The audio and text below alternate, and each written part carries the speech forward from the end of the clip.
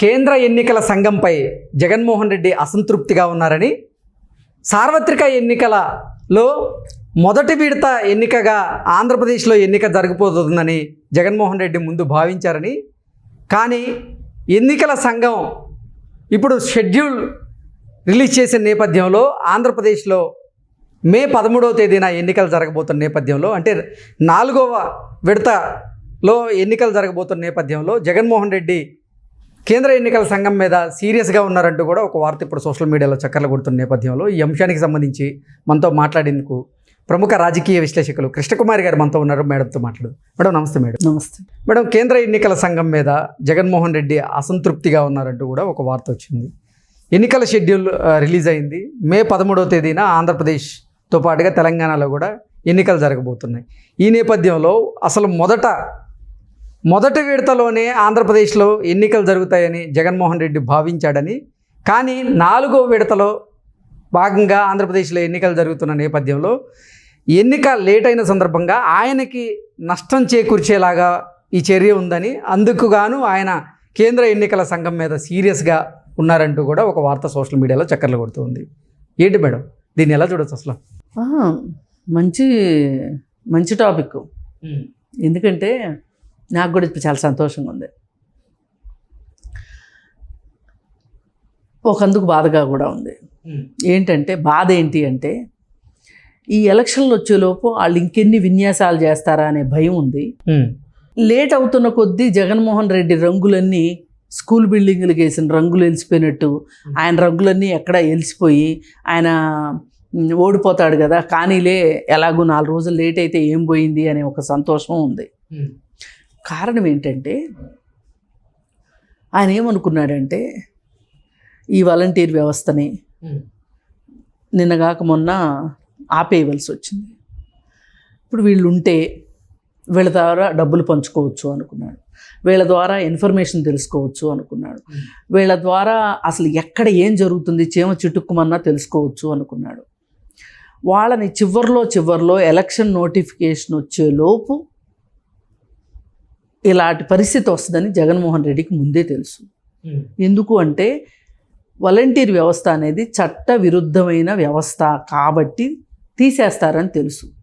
అందుకే ఆయన ఎలక్షన్ మనకి ప్రకటన వచ్చి మొదటి విడతలోనే ఎలక్షన్ జరిగింది అనుకోండి, సమయం తక్కువ ఉంటుంది. అంటే వీళ్ళంతా పనిచేసి ఉంటారు. పనిచేసి ఉన్న తర్వాత ఎలక్షన్ది ప్రకటన రాగానే ఫస్ట్ విడతలో జరిగితే ఈ తక్కువ టైంలో వాళ్ళు లేని వెల్త్ని పుడుచుకోవచ్చు, పెద్ద కష్టం కాదు. ఇప్పుడు ఏమవుతుంది, 4వ విడత దాకా ఆగాలి. ఆగితే ఈ లోపంతా పనిచేసేది ఎవరు? అది ఒక ఇబ్బంది వాళ్ళకి. అలాగే వాళ్ళు ఎలక్షన్ కోడ్ వచ్చిన తర్వాత వేరే పథకాలు, కొత్త పథకాలు పెట్టడానికి వీల్లేదు. ఏం పెట్టినా ఈ కోడ్ వచ్చేలోపే పెట్టాలి, షెడ్యూల్ వచ్చేలోపే పెట్టేయాలి. పెట్టేస్తే వీళ్ళు ఎప్పటికప్పుడు ఏం చేస్తున్నారు, ఊపిరి లేని మనుషులకి విడతల వారీగా ఊపిరిచ్చినట్లుగా ఈ పథకాల పేరుతోటి వాళ్ళని కొనాలని చూస్తున్నారు. మరి వేడి చల్లారక ముందు, ఇప్పుడు ఇనుము కాలినప్పుడే కొట్టాలంటారు, అంతే కదా. వేడారిపోయి కొడితే ఉపయోగం ఉంటుంది కదా, అప్పుడే సాగుతుంది కదా. అందుకని ఇప్పుడు వీళ్ళ ఉద్దేశం ఏంటి, ఈ ప్రవేశపెట్టిన పథకాలన్నింటినీ వాళ్ళు ఎంజాయ్ చేస్తున్న సందర్భంలోనే ఓటు తీసుకుంటే గనక మనకి ఈజీ అవుతుంది అనుకున్నారు. ఇదొకటి. ఇంకొకటి ఏంటి, అతి ముఖ్యమైనది, వీళ్ళు పరిపాలన చేయటం సరిగా చేతగాక వీళ్ళు ఎన్నో విన్యాసాల ద్వారా ఎన్నికల్లో గెలవాలని కోరుకుంటున్నారు. ఆ విన్యాసాల్లో భాగంగానే పోయినసారి ఎలక్షన్స్కి ముందు కోడికత్తి కేసు, వివేకానంద రెడ్డి గొడలి హత్య, ఇవన్నీ ఉన్నాయి కదా. వాటన్నిటి ద్వారా ఎంతో కొంత సొమ్ము చేసుకొని ఓట్లు సంపాదించుకున్నారు.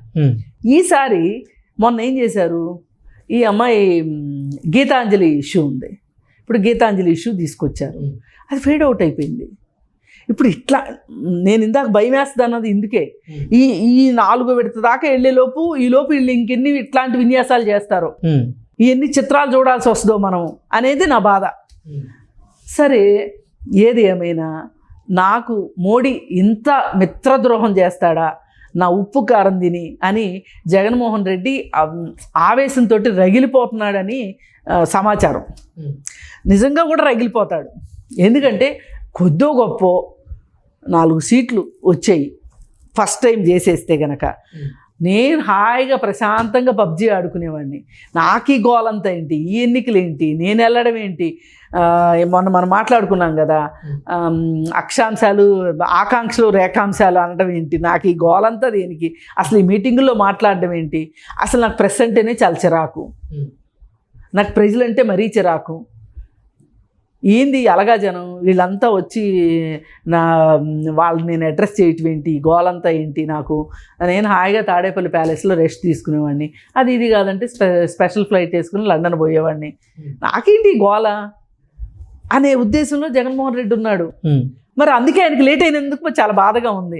నా దగ్గర నన్ను సామంతరాజుగా పెట్టుకుని నా దగ్గర ఎంత కప్పం కొట్టేయాలో అంత కప్పం కొట్టేసి ఆయన అసలు మోడీకి నీతి నిజాయితీ లేదు అని కూడా తిట్టుకుంటూ ఉండొచ్చు. బట్టలు నొక్కాలంటే ఆయన దగ్గర ఏమో డబ్బులు లేవట. అదే మరి ఆంధ్రప్రదేశ్లో ఏమో కరువు తాండవిస్తుంది. ఈ నేపథ్యంలో ఎన్నికలు మరి కాస్త వెనక్కి వెళ్తే అది ఆయన పార్టీకి నష్టం చేకూర్చేలాగా ఉందని ఆయన భావించారని. అంతే, ఇదే సేమ్ ఇదే. ఇప్పుడు ఆయనకి ఏంటంటే ఏదో ఒక కొత్త డ్రామా వేయాలి, జనాలు ఒక డ్రామాని మర్చిపోయేలోపు ఇంకొక డ్రామాని తీసుకురావాలి. ఇదంతా చేయాలంటే ఎంత కష్టం. ఇప్పుడు ఎంతైనా క్రియేటివిటీకి కూడా ఒక హద్దు పొద్దు ఉంటుంది, ఒక పరిమితి ఉంటుంది కదా. ఎంత క్రియేటివిటీ అని చూపిస్తారు చెప్పండి, అది ఆయన పరిస్థితి. అందుకే తొందరగా ఈ పేడ వదిలిపోతే బాగుండు. నాకెందుకు వచ్చింది ఈ ఎలక్షన్, అసలు నేను ఒకసారి ముఖ్యమంత్రిని అవ్వాలనుకున్నాను, నా డబ్బులు నేను కాపాడుకోవాలనుకున్నాను. మా నాన్న ఒక 2 సార్లు ముఖ్యమంత్రి అయితే డబ్బులు సంపాదించుకున్నాను, ఇప్పుడు ముఖ్యమంత్రిని మళ్ళీ డబ్బులు సంపాదించుకున్నాను. ఇవి కాపాడుకుంటే నాకు ఎంతే చాలు, నాకు ఇంకేం అక్కర్లేదు. అసలు మధ్యలో ఏంటి రామాయణంలో పిడకల వేటలాగా ఇన్ని రోజులు ఏంటి అసలు అనే ఉద్దేశంలో జగన్మోహన్ రెడ్డి ఉన్నాడు. కానీ పెద్దరాయి కింద చెయ్యి పెట్టాడు ఆయన. జాగ్రత్తగానే తీసుకోవాలి. మరి ఎవరితోటి స్నేహం? మోడీతోటి. అంటే అసలు ఇప్పుడు మోదీతో స్నేహం చెడింది అంటున్నారు కదా మేడం. చెడింది అంటే ఆయన కార్నర్ ఆయనకే ఉంటుంది ఎప్పటికైనా.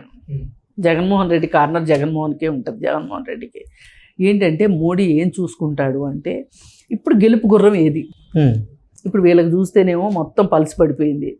మరి ఈ పల్స్ పడిపోయిన ఈయనతోటి స్నేహం చేసే కన్నా ఈయన దగ్గర నొక్కేసే ఎట్టాగో నొక్కేస్తాం, అది వేరే విషయం. కాస్త జనాల్లో పలుకుబడి ఉన్నది ఇప్పుడు చంద్రబాబు నాయుడికి. అంటే ఇప్పుడు ఉన్నది ఇద్దరే కదా రాష్ట్రంలో.